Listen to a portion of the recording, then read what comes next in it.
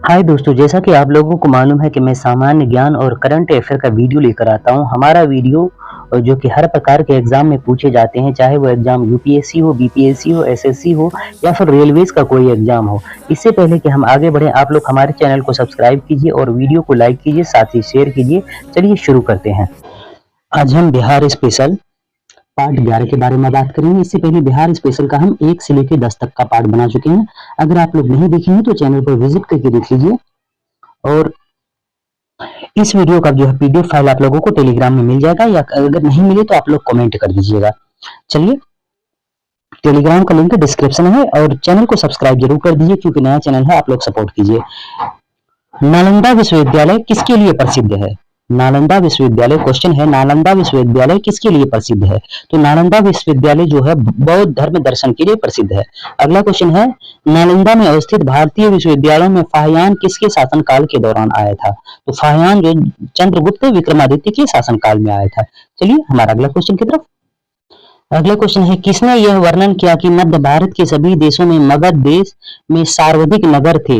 धनपतियों ने यहाँ चिकित्सालय बनवाए थे जहाँ रोगियों को मुफ्त भोजन तथा दवाएं दी जाती थी। तो ये किसने कहा था? तो फाहियान ने कहा था। चलिए अगला क्वेश्चन है गुप्त संवत का आरंभ होता है। गुप्त संवत का आरंभ जो है 320 ईस्वी में होता है। चलिए अगला क्वेश्चन है निम्नलिखित शासकों में से किसे भारत का नेपोलियन कहा गया है? भारत का नेपोलियन जो है समुद्रगुप्त को कहा गया है। चलिए अगला क्वेश्चन की तरफ। अगला क्वेश्चन है सौराष्ट्र और मालवा क्षेत्र में विजय किस गुप्त सम्राट ने की थी? सौराष्ट्र और मालवा क्षेत्र की विजय किस गुप्त सम्राट ने की थी? तो चंद्रगुप्त द्वितीय विक्रमादित्य ने की थी। चलिए अगला क्वेश्चन है प्रयाग प्रशस्ति के रचयिता कौन थे? प्रयाग प्रशस्ति के रचयिता जो है हरिसेन थे। अगला क्वेश्चन है किस गुप्त सम्राट ने दक्षिण भारत में सफल सैनिक अभियान सफल सैनिक अभियान जो है चंद्रगुप्त द्वितीय विक्रमादित्य ने किया था। चलिए अगला क्वेश्चन की तरफ। अगला क्वेश्चन है प्रयाग प्रशस्ति में किस सम्राट के विजय अभियानों की चर्चा है? प्रयाग प्रशस्ति में जो है समुद्रगुप्त के विजय अभियानों की चर्चा है। अगला क्वेश्चन है गुप्त साम्राज्य के पतन के क्या कारण है? गुप्त साम्राज्य के पतन के कारण जो है हुनों का आक्रमण है, प्रशासन की समानती स्वरूप है और कमजोर शासक है। तो ये तीनों है, तो 1 2 3 ऑप्शन सी में है, तो इसका सही उत्तर हो जाएगा ऑप्शन सी। चलिए अगले क्वेश्चन की तरफ। अगला क्वेश्चन है मगध पर महिर कुल का आक्रमण किस शासक के समय हुआ था? मगध पर महिर कुल का जो आक्रमण है नरसिंह गुप्त के समय पे हुआ था। चलिए अगला क्वेश्चन है गुप्त काल ज्ञान विज्ञान विकास का स्वर्णिम युग था, इसमें योगदान करने वाला विद्वान थे। इसमें योगदान करने वाला विद्वान कौन थे? कूटों के हिसाब से बताना है। एक बार फिर से देख लीजिए, गुप्त काल ज्ञान विज्ञान विकास का स्वर्णिम युग था, इसमें योगदान करने वाले विद्वान थे। तो वराह मिहिर था, सही है। उसके बाद आर्यभट्ट भी था, सही है। उसके बाद ब्रह्मगुप्त था। तो इसमें से 1 2 3 भी हो जाएगा, ऑप्शन सी सही उत्तर है। चलिए अगला क्वेश्चन। अगला क्वेश्चन हमारा मगध के परवर्ती गुप्त शासक के बारे में है। मगध के परवर्ती गुप्त शासक, मगध के परवर्ती गुप्त शासक, मगध के परवर्ती गुप्त वंश के संस्थापक थे, कौन थे? तो कृष्णगुप्त थे। कृष्णगुप्त का शासन काल लगभग 510 से 525 ईस्वी तक रहा। अगला क्वेश्चन है मगध के किस परवर्ती गुप्त शासक ने मौखरी शासन को पराजित किया? मौखरी शासक को किसने पराजित किया था? तो कुमारगुप्त ने पराजित किया था। अगला क्वेश्चन है मौखरी शासक ने किसे परास्त कर मगध के अधिकांश भाग जीत लिया था? तो दामोदर गुप्त को परास्त कर अधिकांश भाग जीत लिया था। अगला क्वेश्चन है हर्षवर्धन ने किसे मगध के क्षेत्र में अपना प्रतिनिधि बनाया है? हर्षवर्धन ने माधव गुप्त को जो है मगध के क्षेत्र में अपना प्रतिनिधि बनाया है। चलिए अगला क्वेश्चन की तरफ। अगला क्वेश्चन है हर्षवर्धन ने मृत्युपरांत बिहार के कुछ क्षेत्रों में कुछ समय के लिए तिब्बत की संप्रभुता स्थापित की हो गई थी, जिसका अंत क्या था? किसने किया था?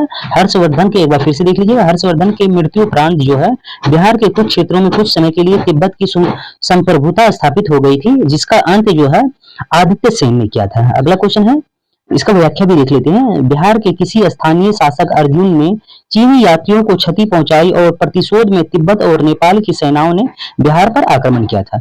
अगला क्वेश्चन है मगध के किस परवर्ती गुप्त शासक ने अश्वमेध यज्ञ का आयोजन किया था? तो अश्वमेध यज्ञ का जो आयोजन है द्वितीय सेन ने किया था, आदित्य सेन।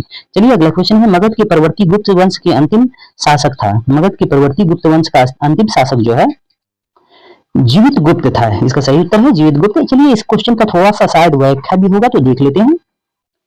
क्वेश्चन है कन्नौज के शासक ने व्याख्या है कन्नौज के शासक ने जीवित गुप्त II की हत्या कर इस वंश का अंत कर दिया था। चलिए हमारा अगला क्वेश्चन की तरफ।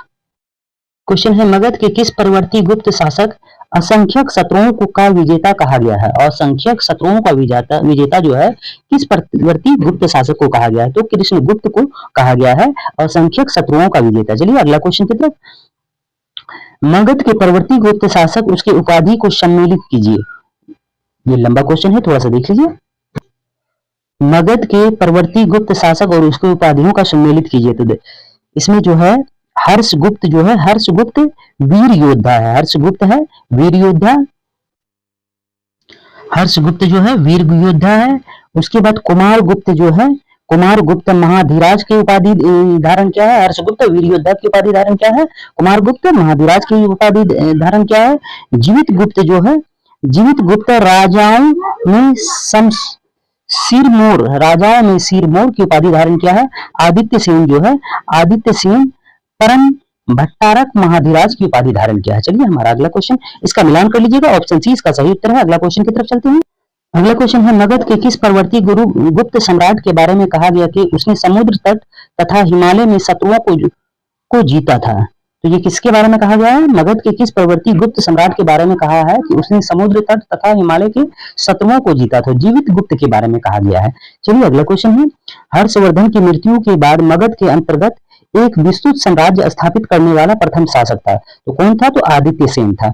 चलिए अगला क्वेश्चन है, मगध के किस परवर्ती गुप्त सम्राट के शासन काल में चीनी राजदूत वांग हुएन तसे भारत की यात्रा की? तो वांग हुएन तसे जो है भारत की यात्रा की तो किसके शासन काल में की? तो आदित्य सेन के शासन काल में की। चलिए अगला क्वेश्चन की तरफ। क्वेश्चन है, मगध के परवर्ती गुप्त शासकों का क्रम है, मगध के परवर्ती गुप्त शासकों का क्रम जो है कौन सा है वो आप लोगों को बताना है।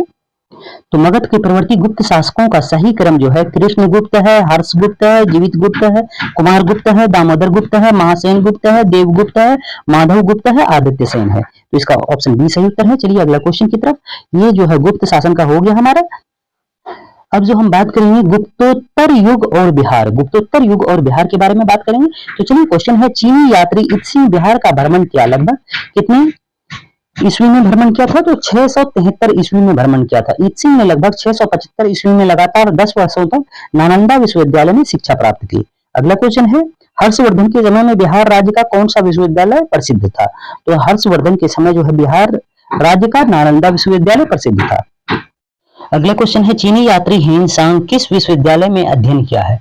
हेनसांग जो है किस विश्वविद्यालय में अध्ययन किया था? तो नालंदा में अध्ययन किया था। हेनसांग ने नालंदा विश्वविद्यालय में 635 से 640 यानी 5 वर्षों तक अध्ययन किया है। चलिए अगला क्वेश्चन है, हेनसांग ने पाटलिपुत्र की यात्रा किस वर्ष की? तो पाटलिपुत्र की यात्रा जो है 635 ईस्वी में की थी, सन में की थी। चलिए अगला क्वेश्चन है, बोध गया के महाबोधि वृक्ष की क्षति पहुंचाने वाला शासक था, महाबोधि वृक्ष को क्षति पहुंचाने वाला शासक जो है शशांक था। शशांक बंगाल का शासक था जो क्रूर एवं धर्मात्म था।